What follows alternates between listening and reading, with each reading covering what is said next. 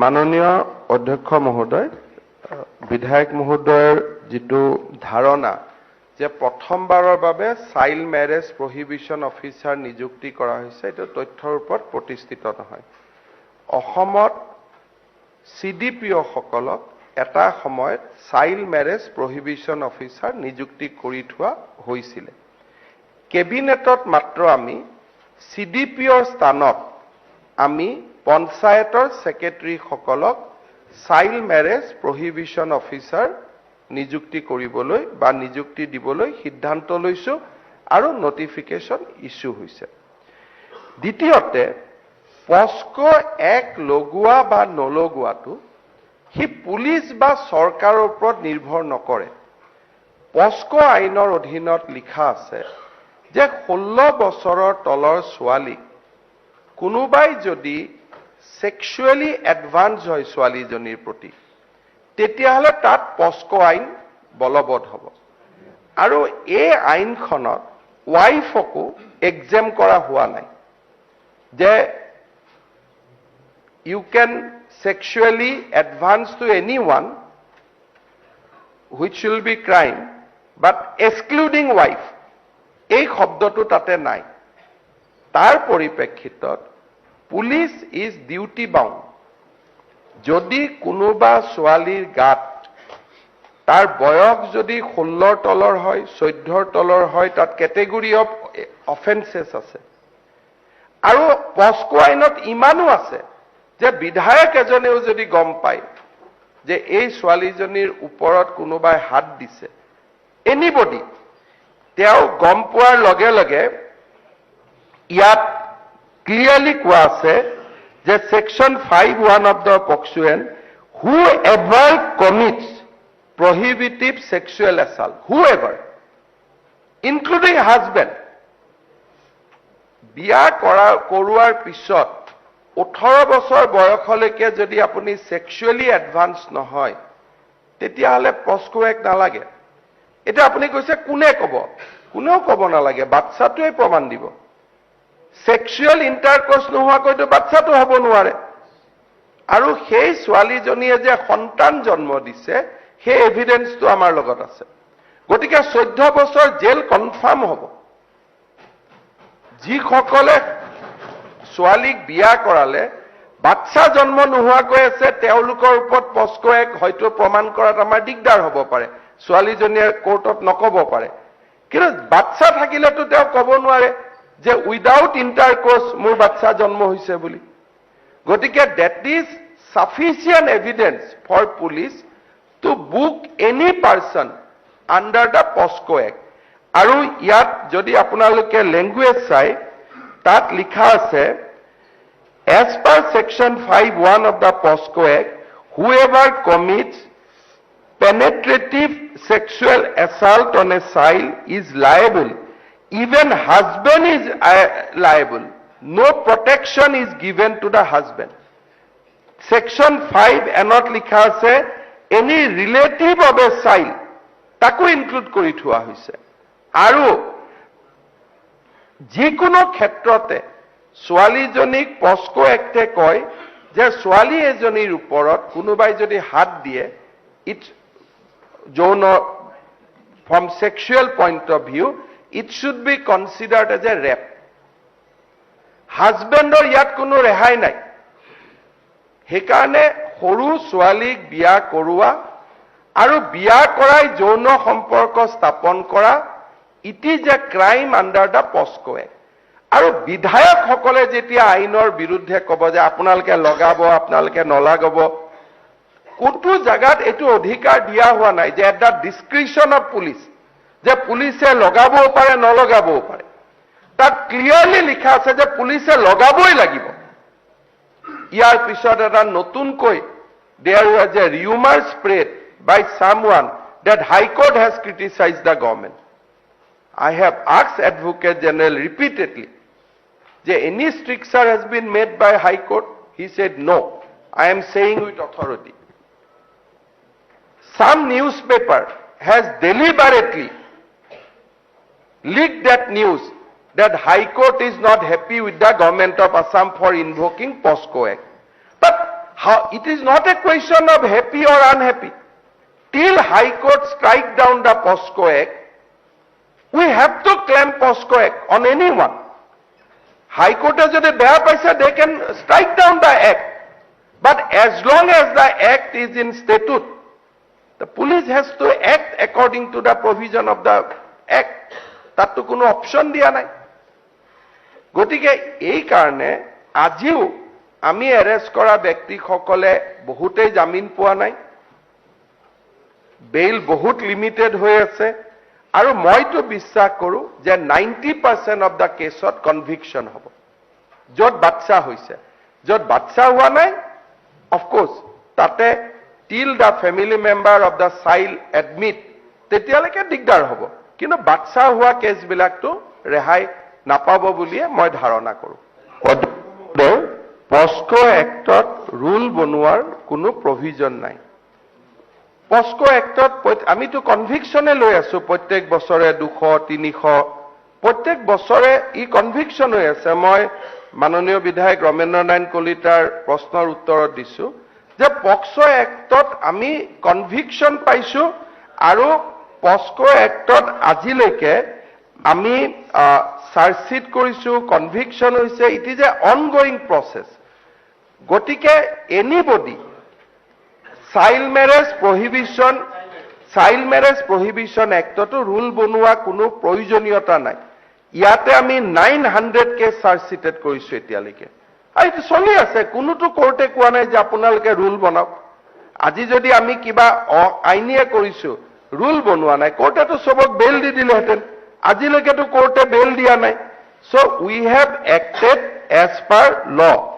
দ্বিতীয় কথা যে চমক সৃষ্টি কৰাই হওক, চমক সৃষ্টি নকৰাই হওক, 2026 চনৰ ভিতৰত অসমত চাইল্ড মেৰেজ বন্ধ হৈ যাব, আৰু অত্যন্ত কঠোৰৰ পৰা কঠোৰ ব্যৱস্থা এই গভৰ্ণমেণ্টে গ্ৰহণ কৰিব। এভৰি 2-3 মাহত আমি মানুহ এৰেষ্ট কৰি থাকিম, আৰু আমি 200 কোটি টকা বাজেটত দিছো যাতে স্পেচিয়েল এডভোকেট লগাব পাৰি। And we want to see that everybody is convicted. আমি 200 কোটি টকা অকল উকিলৰ খৰচৰ কাৰণে ৰাখিছো। আমি এৱাৰনেছো থাকিলে, হেল্পলাইনো থাকিলে, এটা কণ্টিনিউৱাছ হেল্পলাইন হ'ব। তাতে গোটেই গাঁও পঞ্চায়তৰ ছেক্ৰেটাৰীবিলাকক এৱাৰনেছ কৰিবৰ কাৰণে কোৱা হ'ব। কোৱা অলৰেডি হৈছে। কাছাৰত ডিষ্ট্ৰিক্ট উপায়ুক্ত এইটো বাল সংসদে পাতি আছে। চ' series of measures will be now taken. আমি বাজেটত সেইকাৰণে 200 কোটি টকা ৰাখিছো। প্ৰত্যেকটো কেছৰ এগেইনষ্টত আমি স্পেচিয়েল এডভোকেট দিম যাতে কনভিকশ্যন হয়, আৰু আমি কনভিকশ্যনৰ কাৰণে আমি কাম কৰিম। দ্বিতীয়তে আমি এটা হেল্পলাইন দিম, কাৰণ যেতিয়া স্কুলত ছোৱালীজনী আহি থাকে, 2 দিন পিছত ছোৱালীজনী নাহা হয়, লগত বেঞ্চত বহা ছোৱালীজনীয়ে গম পায় যে এই ছোৱালীজনীক বাপেক মাকে জোৰ কৰি বিয়া দিলে। তাইৰো মনত ভয় আৰম্ভ হয়। এতিয়া তাই এটলিষ্ট এটা অপশ্যন পাব যে মনে মনে আমাক ফোন কৰি জনাব পাৰিব, এৱাৰনেছ থাকিব। আৰু যিসকল ছোৱালী ভিক্টিম হয় তেওঁলোকক আমি ৰিহেবিলিটেশ্যনৰ কাৰণে কাম কৰিম। স্কলাৰশ্বিপ দিয়া, পঢ়ুৱা, তেওঁলোকৰ ফ্ৰী এডুকেশ্যনৰ ব্যৱস্থা কৰা, দেউতাক মাকৰ ঘৰলৈ যেতিয়া আমি তেওঁলোকক ঘূৰাই পঠাম, লগত আমি অৰুণোদয়, ফ্ৰী ৰাইচ, গোটেইখিনি গভৰ্ণমেণ্টৰ স্কিম দি পেলাই আমি তেওঁলোকক ঘূৰাই পঠাম। চ' উই হেভ আমাৰ এটা দীঘলীয়া ব্যৱস্থা আমি হাতত লৈছো, আৰু 2026 চনৰ ভিতৰত এইটো বন্ধ হ'ব। আৰু মই বিধায়কসকলকো আহ্বান জনাম যে আমাৰ এটা দায়িত্ব, 11 বছৰত মানুহ বাচ্চা হৈছে। এইবাৰতো মই বহুত কেইখন সংবাদ মাধ্যমৰ ভূমিকাত মই অত্যন্ত দুখিত। কোনেওতো নিজৰ ছোৱালীক 11 বছৰত বিয়া নিদিয়ে। আমাৰ অসমত এটা প্ৰৱণতা যে বেলেগৰ ছোৱালীয়ে কষ্ট পালে তাত আমি ৰাজনৈতিকভাৱে কাবাক বিপদত পেলাব পাৰো নেকি আমি চেষ্টা কৰি থাকো। এইটো অত্যন্ত দুখনীয় যে এডিটৰিয়েল আৰ্টিকল ওলাইছে যে গভৰ্ণমেণ্টে কিয় পস্কো লগালে। আৰে চিফ মিনিষ্টাৰে পস্কো লগাব পাৰে নেকি? ক'ত পস্কো এখন উঠাই দিব লাগে বুলি? আৰু সেই পস্কো এক্টত কালি যদি তেওঁ ছোৱালীজনীক কোনোবাই ধৰ্ষণ কৰে তেতিয়া পস্কো এক্ট লাগিব নে নাই তেওঁ নিজৰ বিবেকক সোধক। এইটোতো অত্যন্ত এটা লজ্জিত ভূমিকা ললে আমাৰ বহুত কেইজন ইণ্টেলেকচুৱেলে টাইমছ অফ ইণ্ডিয়া পেপাৰৰ গুৱাহাটী কৰস্পণ্ডেঞ্চেটো হাইকোৰ্টত ভুল কোট কৰি দিল্লীত নিউজ পঠাই দিলে ইনক্লুডিং হিন্দু তেওঁলোকৰ ঘৰত ছোৱালী আছে নাই মই নাজানো কন্যা আছে নাই মই নাজানো এইটোতো এটা অবধাৰিতভাৱে হাউছে একমুখে ক'ব লাগিছিল যে গভৰ্ণমেণ্টে ভাল কাম কৰিছে বোলে অমুকক কিয় এৰেষ্ট কৰিলে তমুকক মানৱীয়তা ল'ব লাগিছিল আৰু তেতিয়াহ'লে আপোনালোকে কওক যে মাৰ্ডাৰ কেছ হৈছিলে আজিৰ পৰা 10 বছৰ আগত গতিকে 10 বছৰ আগত হোৱা মাৰ্ডাৰ কেছটো আজি অপৰাধী ধৰাত পৰিলে আৰু এৰেষ্ট কৰিব নালাগে আমিতো ইমানখিনিলৈকে চাই আছো 10 বছৰ আগত যদি কোনোবা ধৰ্ষণ হৈছিলে আজিও বিচাৰি পেলাই অপৰাধীক জেলত দিয়া কাৰণ crime against women crime against child ইয়াততো বিতৰ্কৰ একো নাই বোলে ইয়াত আদানী হৈ গ'ল হাৰি বাচ্চাতকৈ আদানী ডাঙৰ নেকি কি ধৰণৰ ফৰ্মুলা অদ্ভুত মানসিকতা আনিলে মইতো সদৌ অসম সংখ্যালঘু ছাত্ৰ সন্থাক ধন্যবাদ জনাম প্ৰথম যেতিয়া আমচুৱে মোক লগ কৰিব আহিছিলে তেতিয়া মোক তেওঁলোকে প্ৰথম কাগজ দিলে যে ছাৰ আপুনি একদম কঠোৰ হওক যাতে আমাৰ সমাজত বাল্য বিবাহ বন্ধ হয় এটা আমচুতকৈ যদি আমি বেছি মুছলমান দৰদী হ'ব যাওঁ এটোতো উচিত কথা নহয় তেওঁলোকে মোক ক'লে আৰু মোৰ লগত ৰিটেন আছে আৰু তাৰ পিছত মোক হোৱাটছআপত ধন্যবাদ জনাইছে যে ছাৰ আমি আপোনাক কৈছিলো আপুনি এই কামটো কৰিলে গতিকে বাল্য বিবাহৰ ক্ষেত্ৰত কোনেও এটোত কম্প্ৰমাইজ কৰিব নালাগে দেখিলে দুখ লাগে 11 বছৰৰ বাচ্চা আজি আপোনালোকে চাব হেণ্ডিক স্কুলত 23 বছৰ বয়সত ল'ৰা ছোৱালীয়ে হেণ্ডিক কলেজত পোষ্ট গ্ৰেজুৱেটত যায় আৰু চেঙা বাগবৰত গ'লে 23 বছৰত মই মিটিঙত দেখো এনেকে দুটা বাচ্চা লৈ দুটা আগত থাকে দুটা হাতত থাকে জেনেৰেলাইজ কৰা নাই but that is a common picture কি আমাৰ মনত দুখ নালাগে এজন এমএলএটো তেনেকে নিজৰ ঘৰত ইমান বাচ্চা জন্ম দিয়া নাই তো আজি সংখ্যালঘু সমাজত আটাইতকৈ ডাঙৰ কথা হৈছে the ফিউডেলছ so called for feudals there is another law and for a common people there is another law doctor engineer officer বিধায়ক সকলে নিজে বাচ্চা জন্ম নিদিয়ে 12টা 11টা আৰু সহজ সৰল দুখীয়া মানুহে যেতিয়া বাচ্চা জন্ম দিয়ে আমি বাধা দিও নাই নাই আমাৰ ওপৰত ইন্টাৰফেয়াৰ নকৰিব so this feudal mentalism সামন্ত বঠাই বিজেপি আহিব দেই গতিকে আমি এই যে ভয় খুৱাই সংখ্যালঘুক ৰাজনীতি কৰা হল সেই কাৰণে আজি সংখ্যালঘু মানুহ ফৰেষ্টত যাবলগীয়া হৈছে পাহাৰত যাব লাগে আমি কৈছো আমি কোৱা নাই যে বন্ধ কৰিব নালাগে বুলি কোৱা নাই আপুনি এনেকা কৈ আছে যে আমি এগেইনষ্ট আপোনালোকে বন্ধ মই আপুনি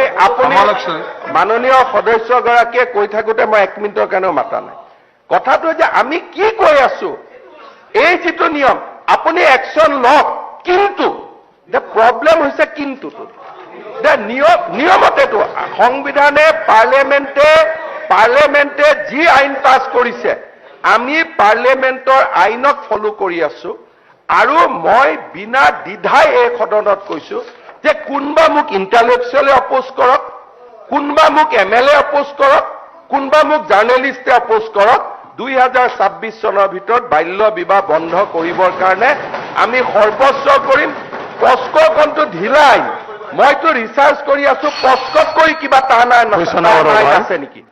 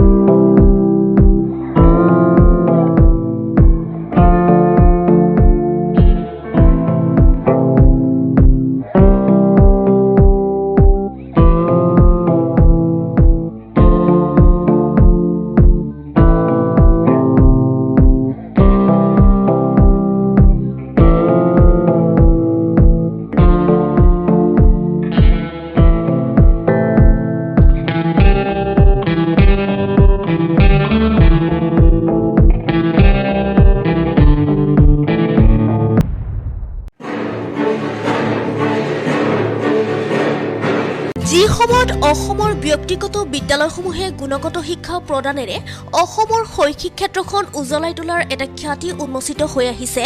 ঠিক তেনে সময়তে সোণাপুৰৰ এখন বিদ্যালয়ৰ প্ৰশংসনীয় পদক্ষেপ।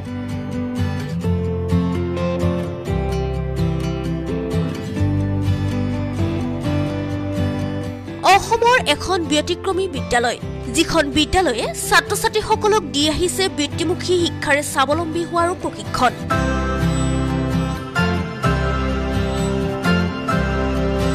সোণাপুৰত অৱস্থিত এইখন ৰেডিয়েণ্ট ইণ্টাৰনেশ্যনেল স্কুলৰ শিক্ষাৰ ভিন্ন ধৰণৰ সুবিধাৰে সমৃদ্ধ এই বিদ্যালয়খন।